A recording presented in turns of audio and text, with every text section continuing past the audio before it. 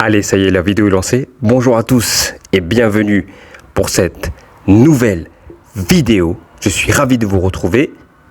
Pour ceux qui découvrent la chaîne, je m'appelle Marc, de la chaîne Marc Électrique. Un coucou à mon copain de la chaîne Zero Rider. J'espère que tu te remets bien de ça et que les jours off et le temps de repos que tu prends te permet de bien récupérer de ta blessure. C'est l'occasion pour moi de vous rappeler les règles de sécurité. Sortez couverts, tout comme les pubs Durex. Vous sortez couverts et vous sortez protégés. Vous avez une vidéo sur les casques, sur mes casques que j'utilise. C'est pas pour rien que dans toutes mes vidéos quasiment, vous me voyez couvert. J'ai au moins les mitaines et les casques avec moi. Et en hiver, je suis ultra protégé. Donc voilà, je sais qu'en été, on a tendance à vouloir se découvrir un petit peu, etc. Mais le minimum, c'est au moins gants et casques. Voilà. Et après, si vous voulez les types de casques, vous avez la vidéo pour ça. Mais ce n'est pas le sujet de la vidéo. J'ai fait la review déjà de ce vélo. On a eu une review exclusive en France sur ce vélo-là, le Halonite H3, qui a été repeint. C'est la communauté qui a décidé de le repeindre. Et le Duotz S26 qui est juste derrière moi. Je fais cette vidéo comparaison parce que ces deux vélos, je les ai poncés sur des centaines de kilomètres. D'accord ? Depuis, celui-ci, il est pas loin de 500 km et celui-là, il est à peu près 800 km.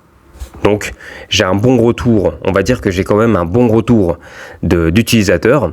Plus, j'ai fait appel à la communauté et à vous aussi, pour me donner vos retours sur les vélos, que ça soit de ce côté ou de ce côté. Celui-ci est plus populaire.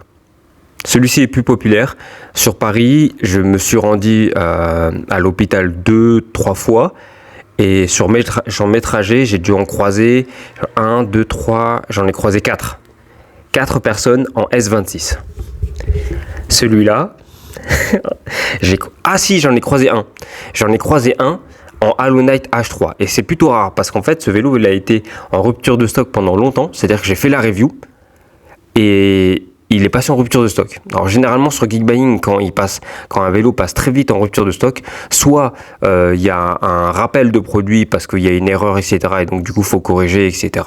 Parfois il y a tellement de demandes comme par exemple les vélos Rystar, il y a tellement de demandes dessus que ça passe direct en précommande et une fois que les précommandes sont faites, ça passe en hors stock parce que en fait ils font venir par cargo petit à petit. Donc celui-ci a eu plus de disponibilité que celui-là, mais maintenant le Halonite H3 revient en disponibilité. Alors, je vous rappelle un petit peu les specs. Vous avez les deux reviews. Si vous voulez rentrer vraiment en profondeur sur chacun des vélos, j'ai fait le test des deux vélos et j'ai fait des tests en conditions réelles pendant au moins 100 km pendant plus d'une semaine.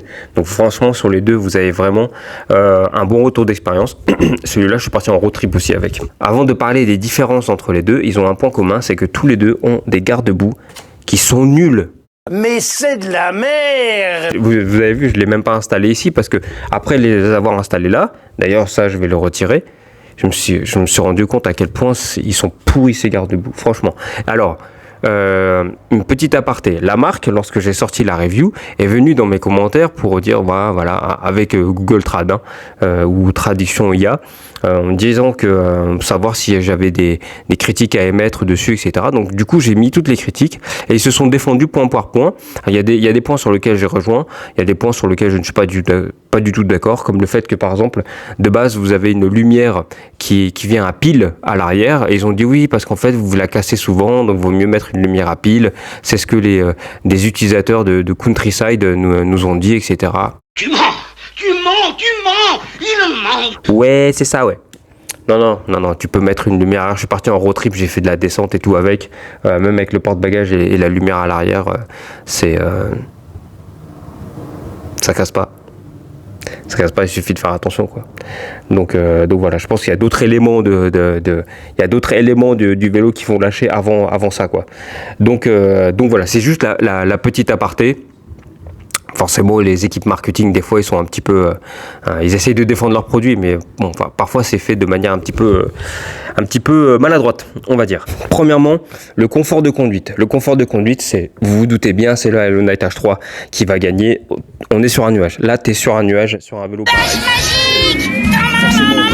Une potence réglable. Ça, vous le verrez dans mes soirées custom, ce que je fais dessus. Une potence réglable qui va me permettre de pouvoir rehausser la position de conduite.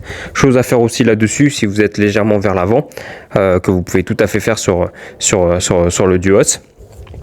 Mais rien qu'au niveau des suspensions, ça n'a rien à voir par rapport au Duos. Vous grimpez sur celui-ci, vous grimpez sur celui-là. Ici, vous avez l'impression... En plus, c'est peut-être mon modèle qui a un problème de fourche. Hein. Vous avez l'impression d'être sur un rigide, voire un semi-rigide avec absence de suspension à l'avant, ce qui est pas ouf parce que vous prenez tout dans les bras, il y a tout qui vibre. Alors si en plus vous sortez d'une séance de sport, vous êtes un peu courbaturé, c'est pas super agréable. Donc position de conduite et confort de conduite, c'est le Halonite H3 qui va gagner. Les deux ont des garde-boue de merde. Au niveau des phares, son phare est plutôt visible et il est plus beau que celui du Halonite. Même si celui de Halonite, hop, je sais pas si vous allez voir, tac, je peux débrancher la lumière. Et ça c'est cool. Du coup, parce que du coup, si la marque était vraiment sincère sur son argumentation qu'elle m'a donnée, elle aurait mis aussi une lumière avec un branchement détachable à l'arrière et pas juste à l'avant. Voilà, comme ça aurait évité de mettre une simple lumière à pile. Ça, je relance dessus une petite crotte de nez parce que il y a des choses, voilà, pour avoir travaillé dans le marketing et dans le management, je vois un petit peu les ficelles et les tentatives d'escroquerie. Donc voilà, c'est pas méchant, hein, c'est petit, mais c'est pas méchant. Mais il faut faire attention quand même. Au niveau des roues, je préfère, et ça c'est une constante maintenant chez moi, je préfère les vélos qui sont en 3 pouces. Tout simplement parce qu'en fait, vous avez le confort du fat bike, la stabilité du fat bike, mais vous avez moins d'adhérence sur le sol, donc du coup vous pouvez mieux rouler, notamment au pédalage, parce que je suis un grand fervent défenseur du pédalage, et donc du coup je préfère toujours pédaler, même sur un vélo électrique, fat bike ou non. Donc du coup je préfère le x3. Je trouve ça super intéressant d'avoir sorti du 27.5 x3, et du coup au niveau du pédalage sans moteur, c'est nickel hein, sur ce vélo. Contrairement à un 26 x 4 comme pour mon E26 où celui-ci c'est lourd. En plus celui-là il a un double moteur donc c'est lourd, c'est un dinosaure le truc. Et je vais pas dire un hippopotame parce que les hippopotames quand ça accélère ça va vite. Hein.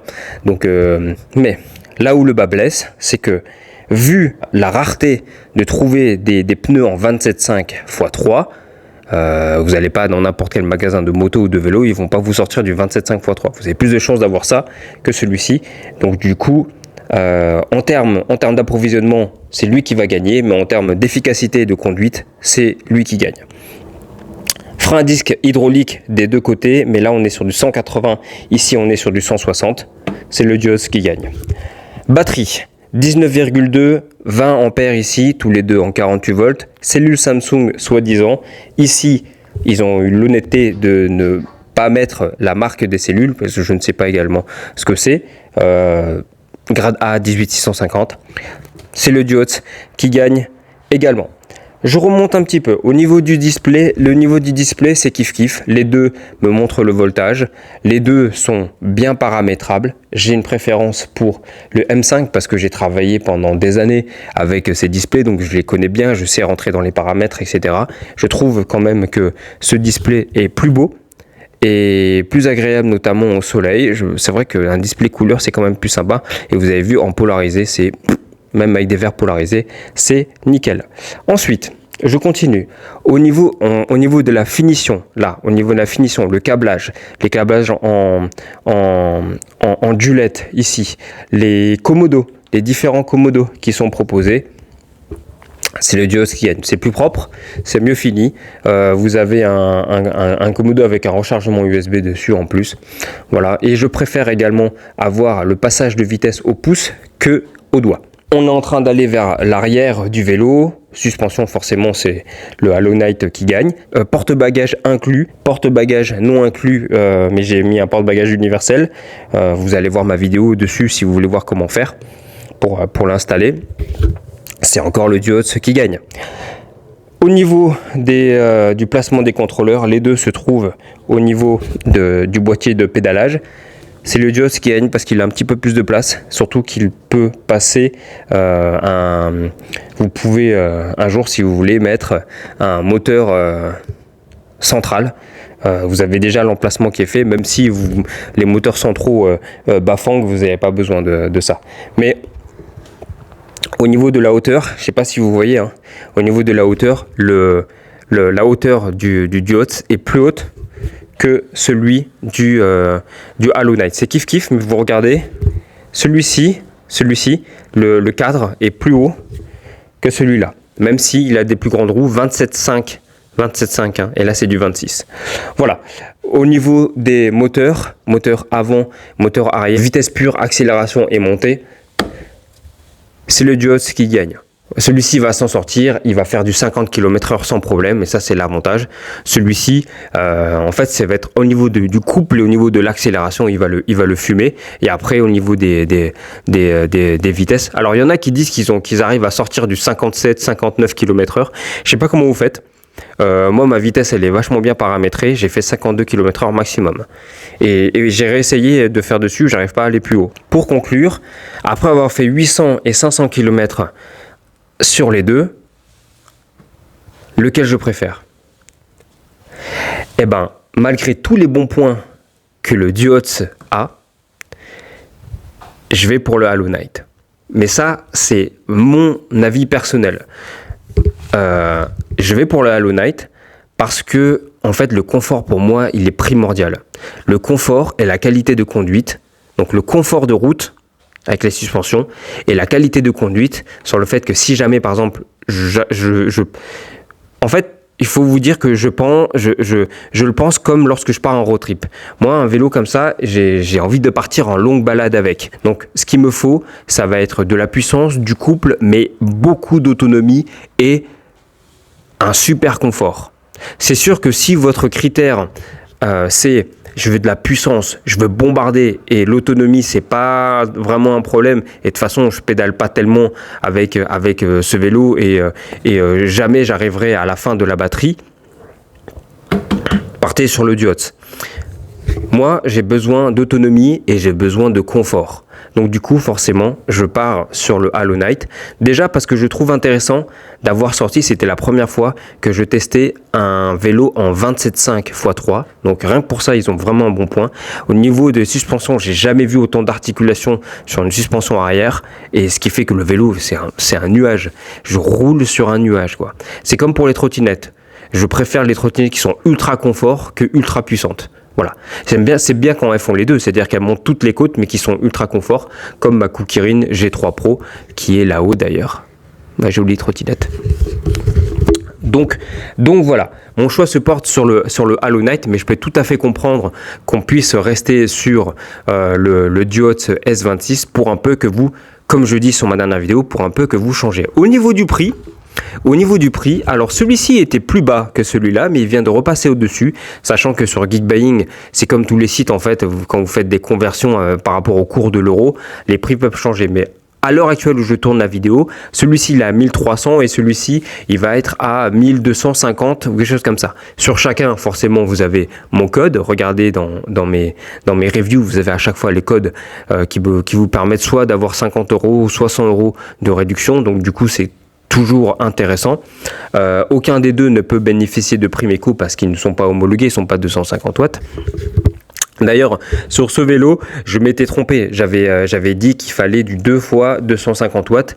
J'entendais qu'il fallait un 250 watts nominal total. Donc, il aurait fallu, en fait, downgrader chacun des moteurs à 125 watts de manière à ce qu'au total, ça fasse 250 watts. Donc, c'est-à-dire vraiment baisser la vitesse de manière à ce que la vitesse nominale enregistrée soit de temps. Voilà. Le Duo S26 a énormément de bons points pour lui, mais il va manquer de confort et il va manquer d'autonomie également pour ceux qui veulent un peu pédaler et partir vraiment en road trip. Ah oui, j'ai oublié de dire, là où le Halo Knight gagne, c'est qu'au niveau du plateau, monoplateau avant, vous pouvez juste dévisser le monoplateau, d'accord, au lieu d'enlever complètement la manivelle, contrairement à lui qui est un monoplateau qui est intégré, c'est-à-dire qui est intégré à la manivelle. Donc du coup vous êtes obligé d'enlever la manivelle pour changer le monoplateau. Celui-ci vous avez juste à dévisser, c'est un 4 vis celui-là. Donc au niveau du prix, celui-ci est un petit peu plus cher, je le préfère tout de même. Pour le prix que vous avez, vous allez vraiment vous éclater. Après, c'est comme n'importe quoi. C'est comme pour les voitures, c'est comme pour les motos, etc. Ça demande de l'entretien. Donc, surtout, révisez régulièrement vos vélos et vous nettoyez après chaque sortie. Et surtout, la batterie, vous évitez de descendre en dessous de 20%. C'est pour ça que j'adore avoir le voltage entre les deux. Moi, je limite toujours, et ça je le dis toujours dans mes vidéos, je descends jamais en dessous de 42,5 volts pour des batteries de 48 volts, parce que quand elle est chargée à fond, elle va être à 54,6 volts, et après vous descendez progressivement, et vous ne descendez pas en dessous de 42,5 volts, ce qui fait que vous savez que dans votre batterie, il vous reste entre 20 et 25%. De cette manière, vous sauvegardez votre batterie plus longtemps. Voilà, je pense que pour le prix entre les deux, là, vous en avez vraiment pour votre argent. C'est deux utilisations différentes. Malgré le fait qu'avec lui, vous pouvez vous amuser à faire des wheelies et c'est vraiment un truc, on est sur une Cadillac. Ici, on est sur une Cadillac et ici, on est sur un gros Hummer qui va bombarder à fond la caisse. Voilà. C'était la fin de cette vidéo comparaison. Deux très bons vélos. Pour certains de mes collègues ont trop surjoué la vente de ce vélo et pour certains de mes collègues ont trop critiqué ce vélo. Donc du coup, vu que j'avais les deux, je me suis dit je vais quand même faire une vidéo parce que j'ai un bon utilisateur. Et avec votre aide aussi, avec vos témoignages, pour essayer d'avoir un avis le plus objectif possible. Cette vidéo n'est pas sponsorisée, bien entendu. J'ai déjà effectué des collaborations avec chaque compagnie. Ça c'est Geekbuying et ça c'est Duots directement. C'est à vous de choisir. C'est à vous de choisir si un des deux modèles vous intéresse. Comme ça au moins vous avez un avis retour utilisateur dessus. C'était la fin de cette vidéo. J'espère qu'elle vous aura plu. Si c'est le cas, n'hésitez pas à vous abonner et à me rejoindre, c'est important. Je vais essayer de faire un petit peu plus de pub sur ça aussi. N'hésitez pas à rejoindre la chaîne, on va essayer de grandir un maximum. Déjà, moi je suis super content qu'on soit à plus de 6000 abonnés. Donc merci encore à vous pour votre fidélité, d'être toujours au rendez-vous. Je sais j'ai une communauté qui est toujours là, super présente sur mes vidéos. D'ici là, prenez soin de vous, roulez prudemment. Faites du sport, sortez couvert et levez. Toujours lever.